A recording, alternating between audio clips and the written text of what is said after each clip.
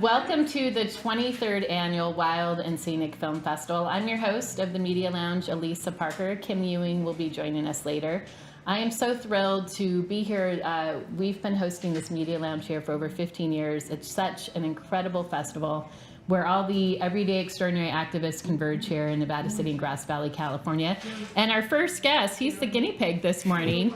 You might have met him last night when we were on the green carpet, but I'm so excited to have Jeremy Rubingh with us here today.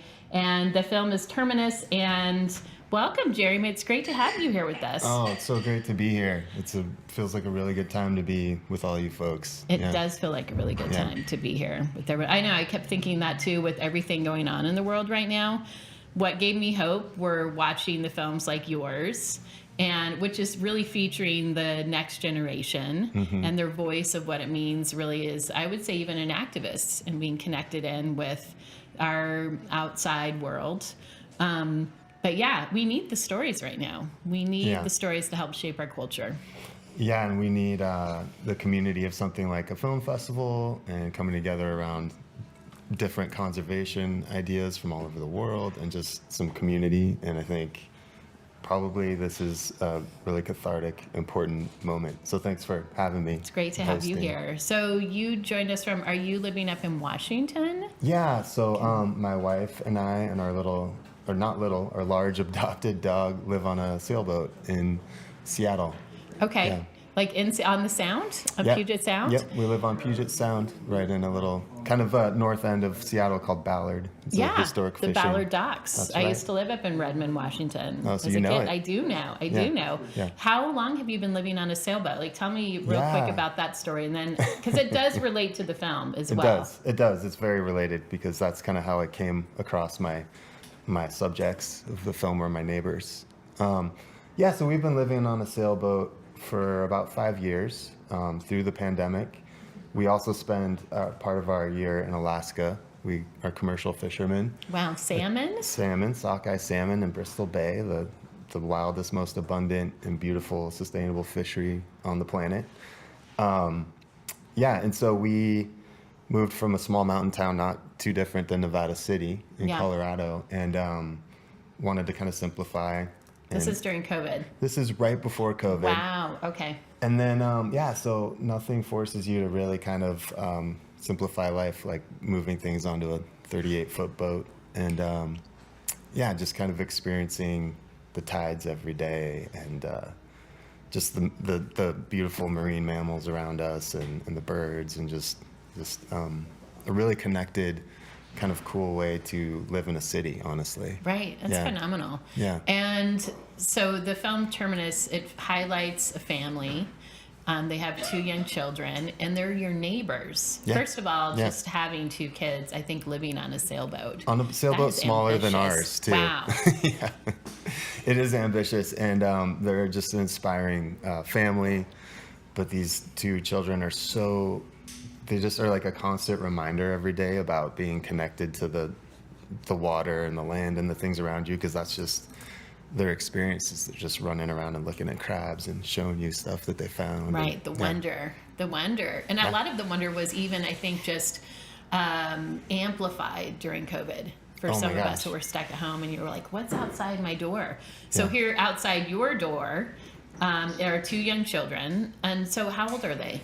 Yeah, so at the time of shooting this project, they were 3 and 5 years old, so basically toddlers. And I think an important part of the film to understand the backstory of kind of what brought me to it is that literally the backdrop of where we live in Seattle in this cool marina is the Olympic Mountains. Right. And so every day, like they're very mysterious. They're kind of hard to get to, especially the glaciers that we highlight in the film.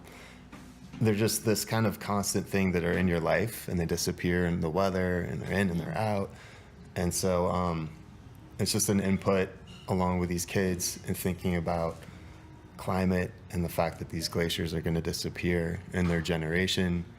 For me to tell the story, I really just wanted to explore it through them and memorialize the idea that this is a glacier. We kind of focused in on one that we adopted, a glacier. And is that something other people are doing? Are adopting glaciers to memorialize them? So the whole impetus was that the national park put out a application for artists and residents to adopt a glacier, poets, musicians, painters, and I was lucky enough to be accepted as a filmmaker, and given, assigned my one glacier, and was able to just kind of really research and dig in and then explore the question of how do you, 3-year-old who's never seen a glacier, has no idea what it is. They live in a very marine, warm environment. Like, how do we identify this thing?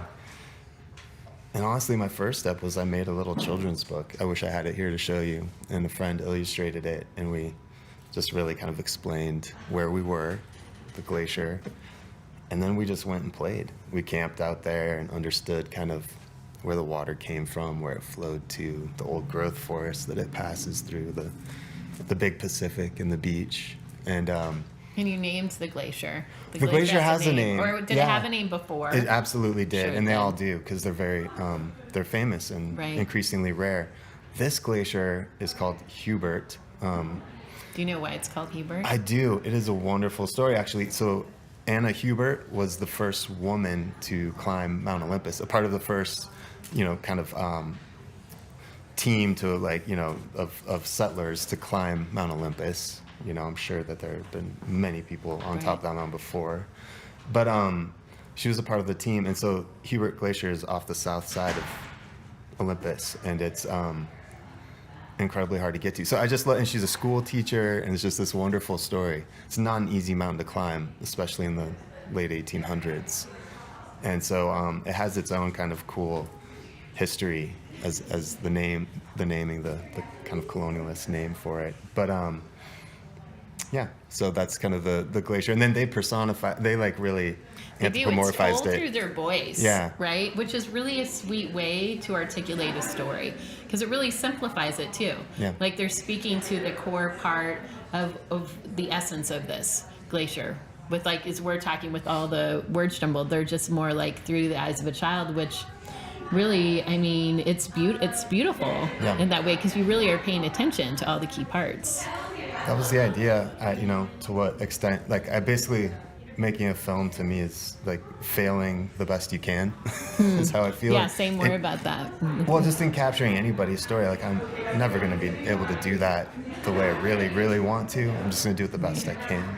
But I think the idea of the film was to really give you the playful sense of just being present, being in a landscape, feeling what they're feeling, kind of running around. Just tried to have that flow.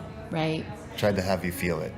So what do you want to say to everybody? What do you want to say to everyone about why it's so important to understand this story, to know about this glacier, and how that connects to our everyday lives? I think it's our duty to be good ancestors, and live like we're going to be good ancestors.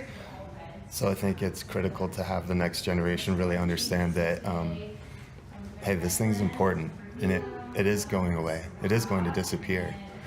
And we need to share stories in a way that have a little deeper meaning than just like the onslaught of gloom and doom of climate stories. We need to hold them deep in our heart and kind of create some space to know why we're being activists, right? And engage and have the next generation know that this matters, and they have to remember this. That's awesome. Thank you, Jeremy. Yeah.